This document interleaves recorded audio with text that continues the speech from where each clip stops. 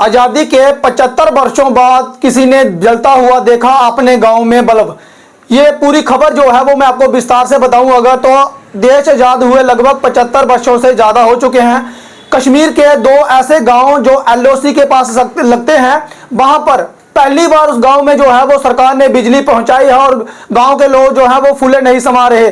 इस गांव में लगभग 1300 से ज्यादा लोग जो है वो रहते हैं। अगर आप लोगों ने शक्तिमान सीरियल देखा होगा तो वहां पर एक डॉक्टर जयकाल थे, जहां पे वो बताते थे कि अंधेरा कायम रहेगा, तो वो इसी तरह से अंधेरा जो है वो उन गांव में कायम था। लेकिन सरकार ने जो है वो इस गांव को रोशन किया है। 1300 लोगों को बल्ब की रोशनी जो है वो दी है। वो लोग जो है वो फूले नहीं समा रहे।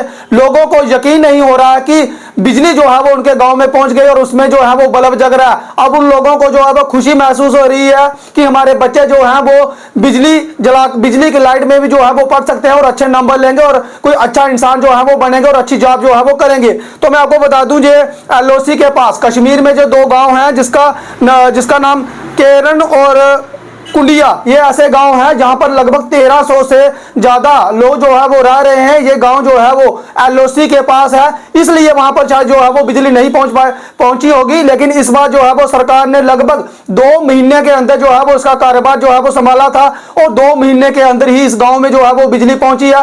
पूरे गांव के लोग जो है वो फूले नहीं समा रहे और लोग यकीन मानिए कि जिन लोगों ने बिजली का बल्ब पहली बार देखा वो कितने खुश होंगे और वो भी सोचते हैं कि इस अब अंधेरे से जो है वो उन्हें निजात मिली है। देर शाम तक जो है वो उनके बच्चे भी जो है वो पढ़ाई कर सकते हैं। आजकल आपको बता दें कि 6 बजे के बाद जो है वो पूरा अंधेरा जो है वो हो जाता है। अब लोग जो है वो अपने घरों में जो कामकाज है, जो खाना बनाने का काम करते होता है, माताएं बहनें जो खाना बनाती हैं उनको जो है वो मोमबत्तियां जलाकर ही पढ़ाई भी करनी होती थी और खाना भी जो है वो मोमबत्ती जलाकर ही बनाना पड़ता था। और मैं आपको बता दूं, इस वक्त जो है वो इन गांव में जो है वो बिजली पहुंच गई है एलओसी के पास। ये लगभग 75 सालों के बाद ये क्षण जो है वो उन गांव के लोगों के लिए पहुंचा। 1300 से ज्यादा लोग जो हैं वो इस गांव में रह रहे हैं। इसके लिए मैं आपको बता दूं, जो योजना चलाई गई है जा रही है, इस योजना का नाम है समृद्धि सीमा योजना। इस योजना के तहत 250 केवी सब स्टेशनों को स्थापित किया गया है। बुधवार को कश्मीर के मंडलायुक्त बीके बिदूरी ने इसका उद्घाटन किया। गांव में जैसे ही बिजली आई है, ये गांव जो है वो बिजली से जगमगा उठा और लोगों के घरों में जो है वो बल्ब भी जलाना जो है वो शुरू हो गए हैं। लोगों के घरों में बिजली का कार्य जो है वो चल रहा था और जैसे ही लोगों ने गांव में पहली बार बल्ब देखा और लोग जो है वो अचंभित रह गए। आप लोग खुद हिसाब लगाइए कि जिन लोगों ने बिजली का बल्ब नहीं देखा तो उन लोगों को मोबाइल फोन का क्या पता, उन लोगों को टेलीविजन का क्या पता।